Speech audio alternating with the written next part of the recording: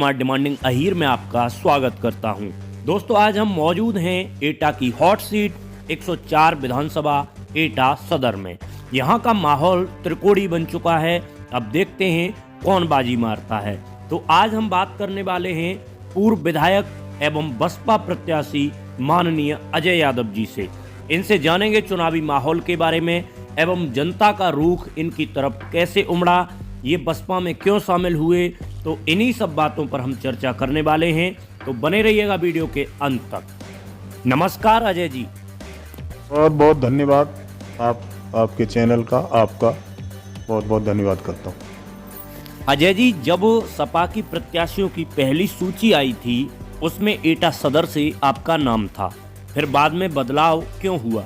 अचानक से आपकी टिकट काटकर किसी अन्य प्रत्याशी को क्यों दे दी गई?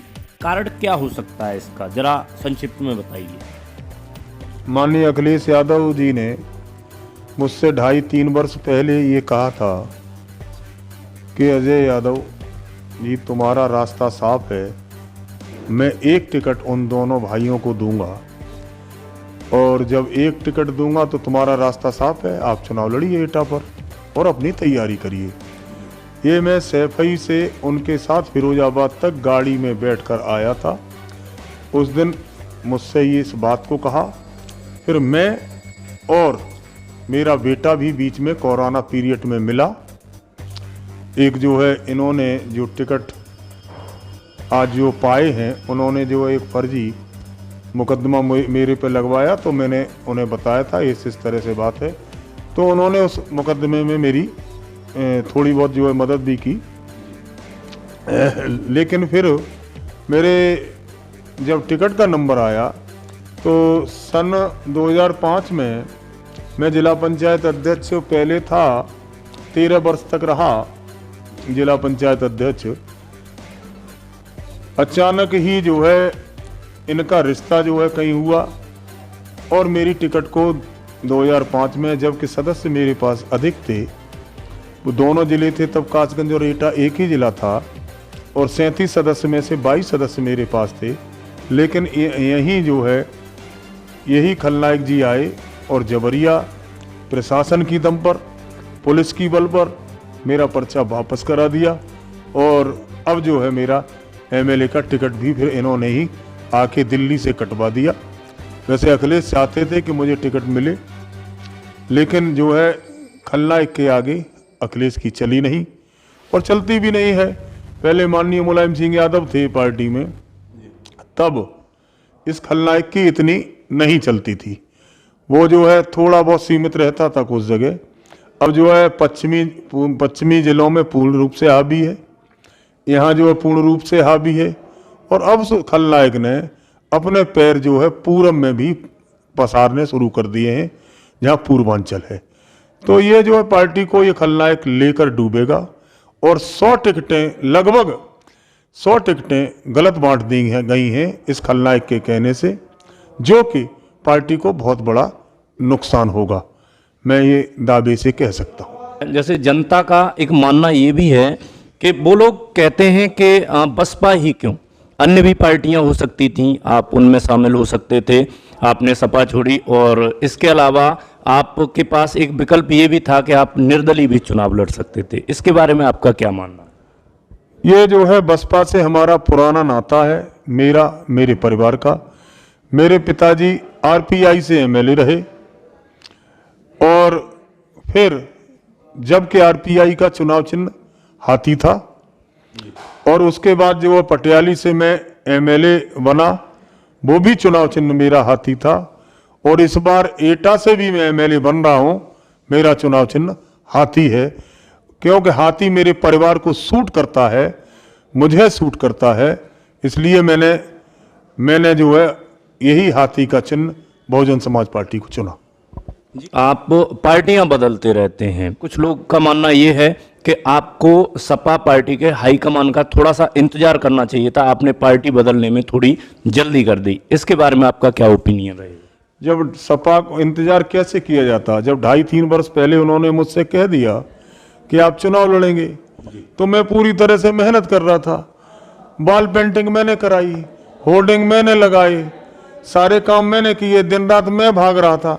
उसके बावजूद जब जो है माननीय अखिलेश यादव जी आए रथ यात्रा लेकर, विजय रथ यात्रा अपनी निकाल रहे थे, तो रथ यात्रा लेके आए।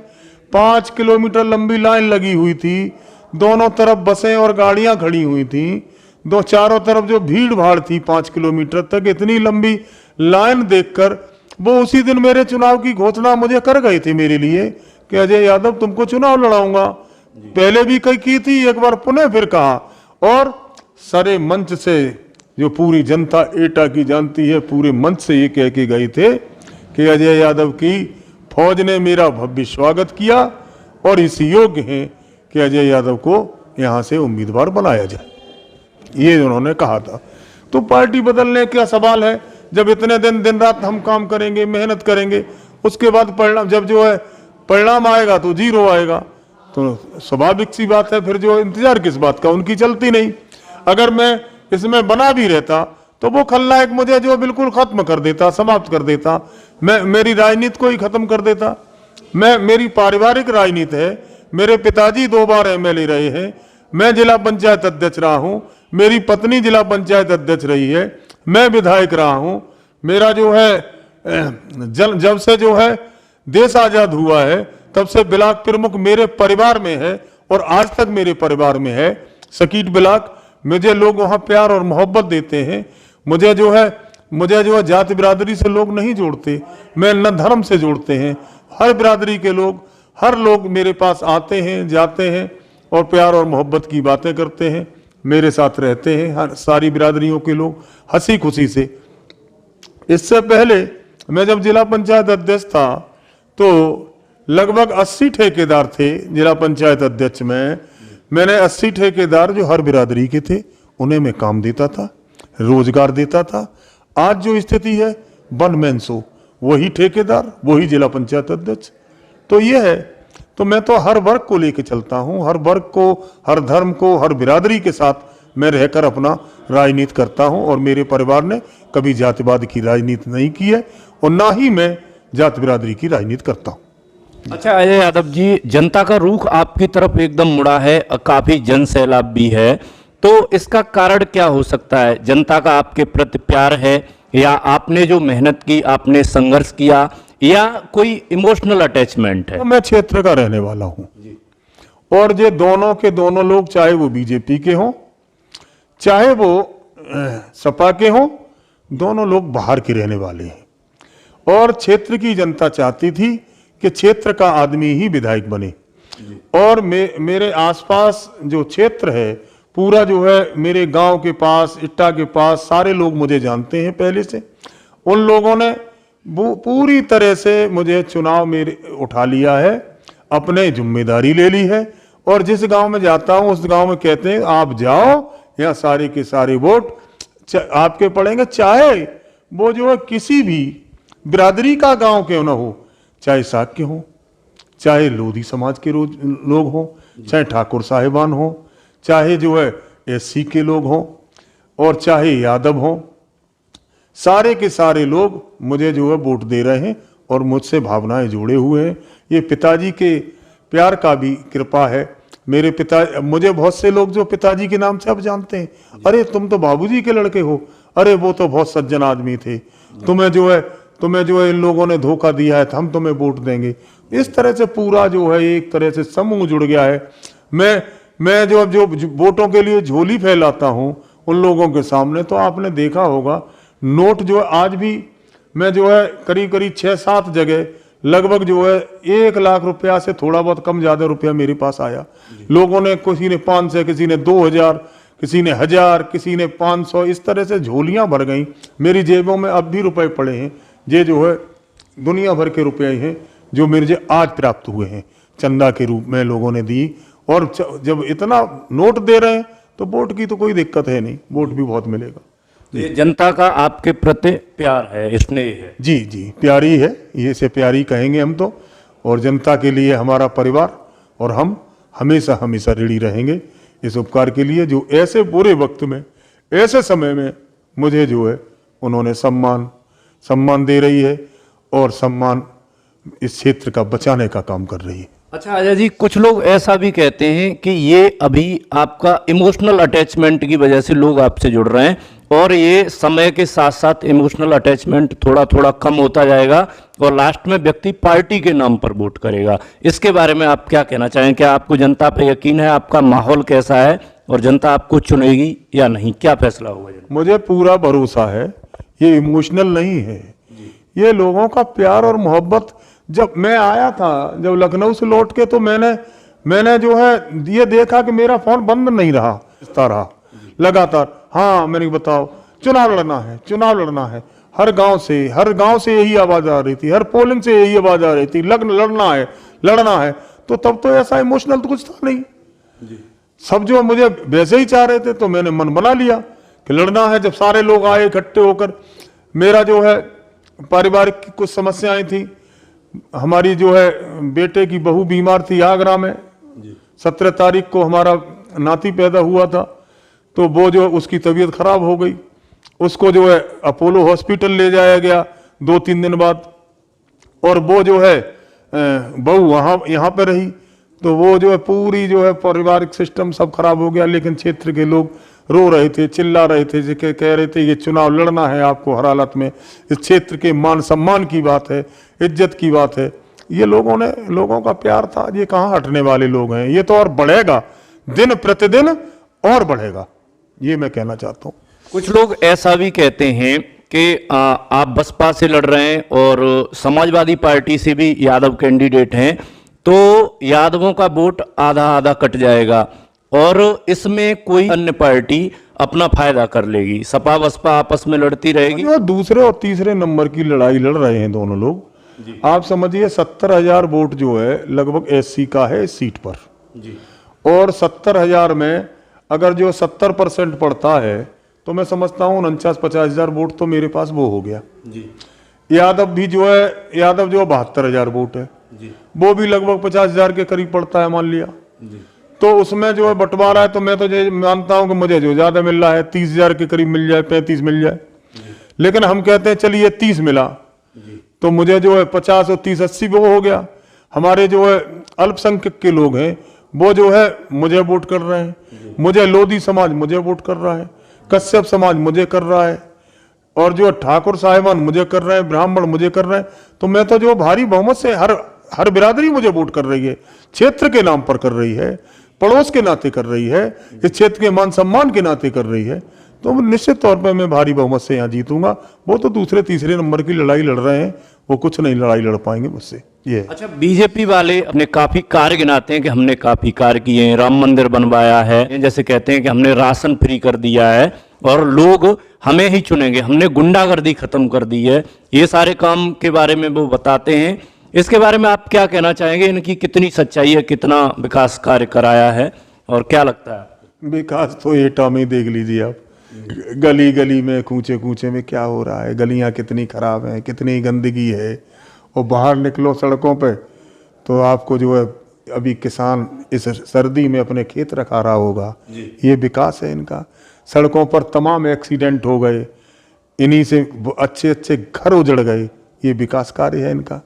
बीजेपी ने कोई भी विकास कार्य इन 5 वर्षों में नहीं कराया है, कुछ भी नहीं, वैसे ही झूठ बोलती रही है बीजेपी कि हम ये कराए। 5 साल राशन धीरे धीरे बढ़ा रहे हैं, जैसे ही चुनाव हो जाएगा खत्म खेल, कोई राशन वासन नहीं, कुछ भी नहीं होगा। ये बीजेपी का बेकार का ढोंग है, ढोंग बना रही है बीजेपी और लोगों को बेवकूफ बना रही है झूठ बोल बोल के। और अभी उन्होंने फिलहाल लखनऊ में छात्रों पर लाठीचार्ज भी कराया है। अच्छा, आपको लगता है गुंडागर्दी कंट्रोल की है? कुछ भी नहीं, गुंडागर्दी खूब हो रही है, क्राइम बढ़ रहे हैं लोग, और जो है पुलिस लूट रही है लोगों को, प्रशासन लूट रहा है, कहाँ है कोई कंट्रोल नहीं है। बेरोजगारी चरम सीमा पर है, लोगों को कुछ नहीं मिल रहा है, बेरोजगार भटक रहे हैं, लड़ाई को तैयार घूम रहे हैं बेरोजगार। अगर इसी तरह से बीजेपी की गवर्नमेंट रहती है और यही हाल रहा तो देख लेना एक क्रांति आएगी और बेरोजगार लोग जो नौजवान हैं वो क्रांति करेंगे। चाहे वो फिर ये नहीं देखेंगे कि वो किस बिरादरी के हैं, वो हर बिरादरी के बेरोजगार लोग जो छात्र और नौजवान हैं वो क्रांति फैलाएंगे, आप देखना कुछ ही दिनों में। अच्छा, आपने गलियों के बारे में बात कही। एटा की गलियों का जो हालत है वाकई में बहुत ज़्यादा खराब है। अगर आप विधायक बनते हैं तो आप इन गलियों का सुधार कर पाएंगे? गलियों का सुधार मेरा मुद्दा होगा। मैं गलियों का विकास कराऊंगा। जहां तक है इस एटा को जो है चमन करूंगा जितना भी होगा। और साथ ही साथ मेरा एक है जो मैं शुरू से लेके चल रहा हूं कि जिन लोगों ने जमीनों पर कब्जा किए हैं, जिन लोगों ने प्लॉटों पर कब्जा किए हैं, जो लोग अपनी जागीर समझते हैं कि वो जो है एटा के कमजोर लोगों को, कमजोर लोग हैं जो दबे कुचले लोग हैं, उनकी जमीनें घेर ली हैं। बहुत सी जगह है एटा में इसमें कोई कम नहीं पड़ा है। देखिए, कहने को छुपे रुस्तम जो है बीजेपी के लोग हैं, सपा के लोग भी हैं। सपा के लोग जो चुनाव मैदान से संबंधित हैं, पता है आसपुर पे जो है वहां कितने लोगों, साक्य लोगों की, बघेल लोगों की और जो है नट लोगों की जमीनों को घेर लिया गया है। जबरिया, न बैनामा है न कुछ है। यहां जो है बघेल लोगों का 40 बीघा का बैनामा 30 का है और घेरे हुए 1.5 से 200 बीघा है जमीन है, और कम कोई नहीं पड़ता है। हमारे जो है एटा के सदर के जो अभी माननीय विधायक जी हैं बीजेपी के, वो जो है वो होशियार हैं ज्यादा। वो जो है प्लॉटिंग का काम करते हैं, लेकिन खुद जो है पीछे छुपे रुस्तम की तरह रहते हैं, आगे और लोगों को कर देते हैं और उसमें हिस्सा उनका रहता है 80-85%, 15%, 20% में और लोग काम करते रहते हैं, लेकिन वो आगे कर देते हैं उन लोगों को। और जहां झंझट पड़ता है वहां जो है एसडीएम डीएम से करके और वो काम कर देते हैं अपना। वो जो छुपे रुस्तम है, कहने का मतलब वो भी जो प्लॉटिंग जमीन घेरने में कम नहीं है, ये है। तो मेरा मुद्दा होगा कि जमीन जो घेरे हुए हैं, गरीबों की जो जमीन घेरी है, कमजोर लोगों की जमीन घेरी है, मैं उसको छुड़वा के रहूंगा। प्लॉटिंग पर कब्जा जिन लोगों ने गलत तरीके से कर लिया है, ऐसे लोगों ने, दबंग लोगों ने, उनसे प्लॉटिंग से कब्जा हटवाऊंगा। जी अजय जी, आपके साथ जनता है, जनता का काफी प्यार मिल रहा है आपको, तो इस जनता के बारे में आप क्या सोचेंगे? अगर आप विधायक बनते, आपके प्रमुख मुद्दे क्या रहेंगे? जनता के लिए मैं काम करूंगा। मैंने जैसा बताया, जिला पंचायत अध्यक्ष में था जब जी, तो मैंने 70% स्कूल जो सकीट ब्लॉक है उसमें दिए हैं। बहुत से लोगों को जूनियर हाई स्कूल, बहुत से गांवों में जूनियर हाई स्कूल दिया, बहुत से गांव में प्राइमरी पाठशालाएं दी जी। और मैंने जगह जगह सड़कें बनवाई, पुल बनवाए, पुलियां बनवाई और भी बहुत सारे काम जो विकास के होते हैं, जनता से जुड़े पेयजल की समस्या का समाधान किया है। और इसी तरह से अगर मुझे सहयोग और प्यार मिला तो निश्चित तौर पर एक जो है एटा में ऐसा देखने को मिलेगा जो और विधानसभाओं से सबसे ज्यादा अच्छा कार्य एटा विधानसभा में होगा, ऐसी आशा और उम्मीद करता हूं। जी अजय जी, आपसे बात करके बहुत अच्छा लगा। अपना कीमती वक्त देने के लिए आपका बहुत बहुत शुक्रिया। अंत में आप जनता से कुछ कहना चाहेंगे? जनता से यही निवेदन करना चाहता हूं कि मुझे चुनाव जिता दें। एटा जनपद का, एटा सदर का मान और सम्मान की बात है, आपके क्षेत्र के मान और सम्मान की बात है। और यही है कि मैं दो एमएलए हो रहे हैं, एक जिला पंचायत अध्यक्ष हो रहे हैं। अगर जो मान और सम्मान रखना है तो एटा की जनता से यही निवेदन करना चाहता हूं, अपने भाई को, अपने बेटे को, अपने चाचा को चुनाव जिता दे एटा की जनता, तो निश्चित तौर पर इस एटा के लिए गौरव की बात होगी। बहुत बहुत धन्यवाद। तो ये थे पूर्व विधायक एवं बसपा के एटा सदर से विधायक पद के उम्मीदवार अजय यादव। इनसे हुई चर्चा को आपने सुना, देखा। उम्मीद है वीडियो पसंद आया होगा। यदि वीडियो अच्छा लगा हो तो इसे ज़्यादा से ज़्यादा शेयर करें, और यदि आपको हमारे प्रयास अच्छे लगते हैं तो चैनल को सब्सक्राइब करना बिल्कुल ना भूलें। चैनल का नाम है डिमांडिंग अहीर। थैंक यू दोस्तों, मिलते हैं अगले वीडियो में। तब तक के लिए जय हिंद।